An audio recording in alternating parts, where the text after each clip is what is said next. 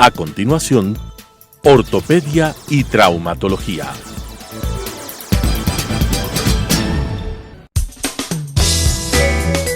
Clasificación A. Apto para todo público.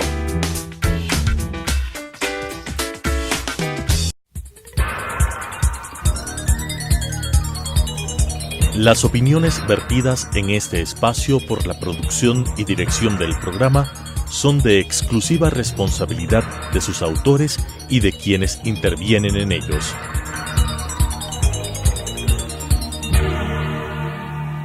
Telesucesos Canal 29 UHF presenta Ortopedia y Traumatología, un programa enfocado a la salud y prevención de enfermedades del sistema músculo-esquelético, con la conducción del doctor Marcelo Bonilla López. Ortopedia y Traumatología. Buenos días. Para terminar con el tema de las fracturas, vamos a hablar un poquito de las fracturas expuestas, que más que como tratamiento de unas fracturas expuestas, vamos a denominarles como heridas graves de los miembros. Heridas graves de los miembros, que son aquellas que, independientemente de estar situadas en cierta o en otra región, son denominadas como heridas graves por las lesiones de los tejidos y de lo tejido ístico que está dañado en esta. Puede tratarse de una herida grave aún en ausencia de una fractura. Es una fractura. Igual el traumatismo ha producido una herida en la piel y va a ingresar y va a producir daño en todos los tejidos: tejido de la piel, el tejido celular subcutáneo, el músculo, e incluso llegar hasta topar hasta el hueso sin, en esta ocasión, haber llegado a producir una fractura. Todas estas heridas graves son de tal magnitud, tienen tal gravedad que muchas ocasiones, incluso sin tener una fractura, como decíamos, o con fractura también, ¿no?, vamos a ver que pueden llegar a producir una infección sumamente grave, incluso llegar a una amputación del miembro, o incluso llegar hasta producir la muerte del paciente. Vemos cómo en el lugar del accidente tenemos que tomar la decisión a dónde llevarle a este paciente. Tenemos que ser claros en que este paciente debe ser llevado al sitio donde va a ser tratado definitivamente. Vamos a ver que este paciente, por su shock traumático, por su shock que según Moon está producido por una deficiencia circulatoria superficial, que va a producir un cambio humoral, una degeneración en el campo humoral, producido por una disminución de la circulación sanguínea periférica, por una hemoconcentración de los elementos de la sangre, por una baja de la presión y por un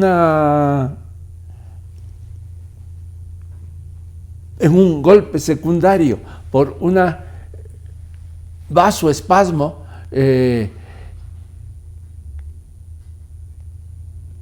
periférico producido, va a llevarnos a un vasoespasmo de las arterias renales, lo que nos va a dar la disfunción de este órgano. Vemos cómo siempre tenemos que tratar este shock primeramente, antes de pensar en llevarle a la cirugía al paciente. Hay el axioma que dice que este paciente debería llegar directamente a sala de operaciones, pero no es en la forma en que se piensa.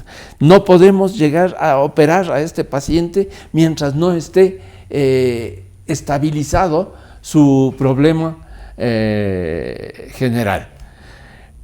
Esto ha disminuido mucho desde la Segunda Guerra Mundial, gracias a la gran cantidad de antibióticos que se han inventado y por la cantidad de sangre y suministros de sangre que tenemos en los hospitales y en los bancos de sangre, que nos va a llegar a proveer para poder mejorar a este paciente. Así tenemos que una vez que está estabilizado este paciente, tenemos que pensar desde el inicio mismo, que empezó con el anestesiólogo, ¿no? Un anestesiólogo capacitado, que sea conocedor de su y que vaya a ayudarnos en el manejo del shock y que vaya a ayudarnos también para la anestesia del paciente. Normalmente pensamos que la anestesia ideal es la anestesia general, pero siempre pensando conjuntamente con el anestesiólogo y con el cirujano, con el ortopedista, van a poder determinar si puede hacerse una anestesia raquídea o una anestesia roncular, que inicialmente estaría negada porque llegan a producir una hipotensión, una vasodilatación y una hipotensión de este paciente. Entonces, una vez establecida la anestesia que se va a recibir, vamos a llevarle a este paciente a realizar una limpieza quirúrgica de esta herida grave que tenemos del paciente o esta fractura expuesta que tenemos en este paciente. Así, pues, vamos a ver cómo con abundante agua, jabón y cepillo vamos a lavar el miembro, no solamente el sitio de la herida, sino todo el miembro y debemos pensar que en la mano y en los pies tenemos tal vez los elementos más sucios prácticamente del cuerpo, del organismo, vamos a tener que lavando en la parte interdigital, en la parte palmar, en la parte distal, y asimismo todo el miembro hasta la región axilar, con el objeto de hacer una buena limpieza. Recién con esta abundante agua, jabón y cepillo que decimos vamos a utilizar, incluso muchas veces utilizando la llave de agua corriente en el lavabo donde nos lavamos para entrar a una cirugía, podemos hacer una limpieza inicial ahí. Pero una vez adentro, ya en el quirófano, y todavía únicamente con guantes estériles únicamente, vamos a repetir este lavado, esta limpieza de todo el miembro. Una vez acabada esta limpieza de todo el miembro, recién ahí vamos a empezar a limpiar y a lavar. Igualmente con agua, jabón y cepillo, un cepillo suave con cerdas suaves con el objeto de limpiar, y con agua a presión en la herida con el objeto de limpiar las impurezas que encontremos ahí, ¿no? Los coágulos, todas las impurezas, tierra muchas veces, son muchas veces accidentes automovilísticos, vamos a encontrar pintura. Dentro de las heridas vamos a encontrar tierra, todas estas impurezas vamos a sacar con una presión del agua y con el agua, el jabón y el cepillo. Una vez limpio, una vez que hemos limpiado y sobre todo limpiando dentro de los tejidos y con el dedo del cirujano sacando todas estas impurezas, ¿no? Vamos a vestirle al paciente, vamos a hacer la pintura con alcohol iodado o desinfección con un poquito en la periferia de la herida. Y una vez con esto podemos recién ahí llegar a vestirle al paciente, poner las sábanas estériles, poner esto. Una vez que tenemos ya limpio el campo quirúrgico, ya limpio la herida del paciente, vamos a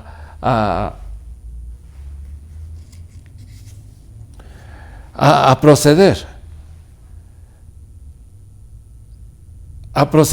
a limpiar, a sacar, a debridar todos los tejidos dañados. Vemos cómo, empezando desde la periferia, vamos a empezar a sacar los bordes de la herida, que están irregulares y que han sido que están sucios. Vamos a regularizar estos. Vemos cómo en una herida longitudinal vamos a procurar ampliar la herida en forma longitudinalmente. Pero si se trata de una herida transversa, vamos a preferir hacer uniones desde los bordes de un borde hacia un lado, hacia distal, y el otro borde hacia proximal, con el objeto de poder revisar todos los tejidos internos.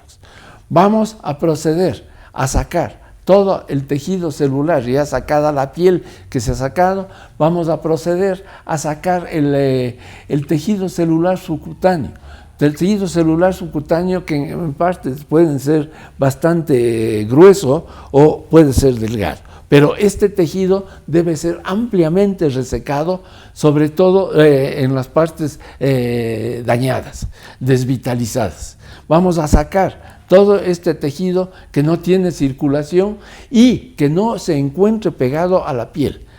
Este tejido es el que nos va a dar la nutrición para la piel, y tenemos que mantener siempre la piel con una buena capa de tejido celular subcutáneo. Posteriormente, una vez resecado el tejido celular subcutáneo, procedemos a sacar la fascia. Tenemos que igualmente debridarle, abrirle ampliamente, con el objeto de que no vaya a comprimir al músculo. Para que no vaya a tener una compresión este músculo, vamos a abrirle y vamos a resecarle. Podemos hacer incisiones en varias direcciones, con el objeto de que esta fascia quede completamente separada y no vaya a producir la compresión muscular. Y por último llegamos a la parte profunda del músculo, que tal vez es la parte vital.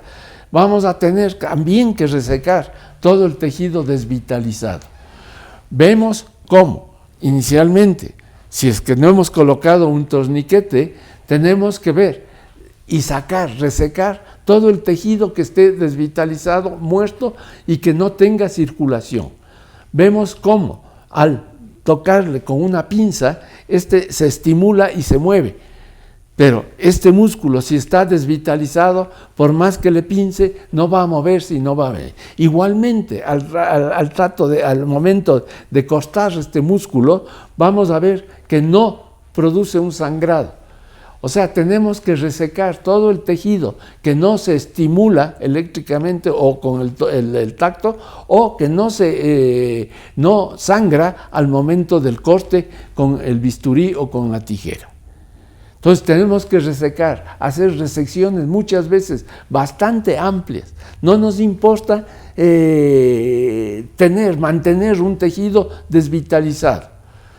Y al último vamos a llegar también ya a lo más profundo, que es el hueso, que es tal vez lo que nos llevó a impostar a nosotros entrar en esto. El hueso, que también tenemos que resecar las partes desvitalizadas.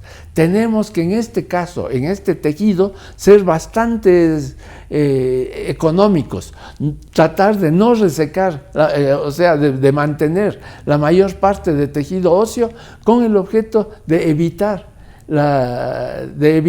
el faltante óseo en lo posterior, para que no vaya a haber una mala consolidación o llegarnos a una pseudoartrosis. La resección. Una vez realizada la resección ósea, vamos a tener que mantener la fijación. La fijación que tenemos que tener en cuenta, que si bien tenemos que tratar de cerrar esta herida con el objeto de evitar que se desvitalicen los tejidos profundos, vamos a tener la disyunción que en muchas ocasiones tenemos que dejar abierta esta herida. Abierta esta herida, pero siempre y cuando no vayan a quedar expuestos ni el tejido óseo, ni el tejido muscular, ni los tendones. Porque estos se llegan a resecar y a desvitalizar fácilmente. Entonces, muchas veces nos vemos obligados incluso a hacer cortes en otro sitio de la incisión, alejados un poquito, con el objeto de evitar que se vaya a necrosar al realizar otro corte ahí a ese nivel del miembro. Entonces, esa piel que está ahí, la despegamos de la herida y vamos a llevarle, a suturarle en el sitio de la herida. Y va a quedar abierto en otro sitio que muchas veces nos vemos obligados a cerrar secundariamente, que muy poco se hace eso, pero vamos a colocar un injerto de piel sacado con un dermátomo de una parte, puede ser del muslo, del otro muslo o de la nalga, se puede llegar a sacar un pedazo de piel para cubrir esta herida secundaria que hemos hecho. Una vez cerrada esta herida secundaria y una vez que hemos comprobado si hay una estabilidad o una inestabilidad en el foco de fractura, vamos a tener que inmovilizar esta fractura. ¿Cómo vamos a ver? Vimos que es imposible prácticamente por la misma herida, por la gravedad de la herida, por el daño de los tejidos que hay, no vamos a poder colocar una placa con tornillos, pero sí podemos hacer una inmovilización externa con un yeso, sí podemos hacer una tracción del miembro con el objeto de realizar atravesando un clavo, bien sea supracondilio o atravesando un clavo olecraniano con el objeto de realizar una tracción del húmero o del fémur o de la tibia transcalcáneo. Vamos a hacer una tracción con el objeto de mantener inmóvil esa fractura. Esa tracción nos va a mantener inmovilizada la fractura. Y una vez que haya curado esta fractura en unos 5, 6, 8 días posteriores, vamos a poder pensar en hacer una osteosíntesis o hacer una curación, bien sea con un clavo endomedular, bien sea inicialmente incluso otra cosa que podemos usar cuando se trata de una fractura, un tutor externo, colocando unos clavos transfixiantes en el hueso y vamos a colocar una varilla externa con el objeto de sujetar esta fractura. Una vez que haya curado la herida, ya podemos pensar, incluso si es necesario, en llegar a cambiar la forma de la osteosíntesis. Vamos a hacer una osteosíntesis ya definitiva con el objeto de mantener esa fractura ya fija, bien sea con un clavo endomedular, bien sea con una placa, con tornillos, una vez que ya haya pasado el peligro de la infección. Tenemos que también acordarnos que algún rato pensábamos que es la era de los antibióticos, la era de los cuando nació la anestesia, muchas veces también fue durante un proceso bélico. Fue durante la Segunda Guerra Mundial que empezaron que se empezó al inicio de la Segunda Guerra Mundial, se empezó con la primer antibiótico prácticamente, que era la penicilina. Penicilina, que inicialmente igualmente era sumamente difícil conseguir en cantidades suficientes con el objeto de atender a muchos pacientes que se veían ahí. Y pese a la época, 1930 1939 a 1950, ¿no? Pese a esa época que no habían los traumatismos, los accidentes de tránsito que existen actualmente por la alta velocidad, pese a eso no eran suficientes. No era suficiente la cantidad de penicilina que se podía conseguir, no en nuestro medio, en el Ecuador, sino en todas las partes, ¿no?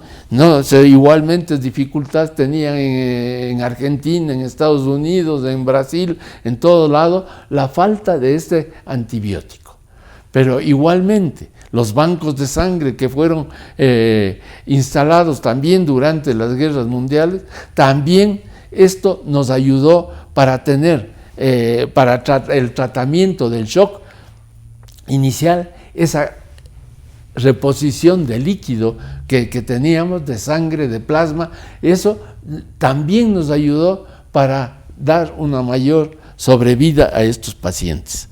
Sobrevida que ya les digo, no es solamente de la muerte del paciente, sino que en muchas ocasiones terminaba también en una infección grave, en una osteomielitis del hueso, en una infección incurable prácticamente, que acababa con la amputación del miembro. Así vemos cómo se tratan prácticamente las heridas graves, las fracturas expuestas y todas estas heridas en estos pacientes. Gracias, Milton. Las opiniones vertidas en este espacio por la producción y dirección del programa son de exclusiva responsabilidad de sus autores y de quienes intervienen en ellos.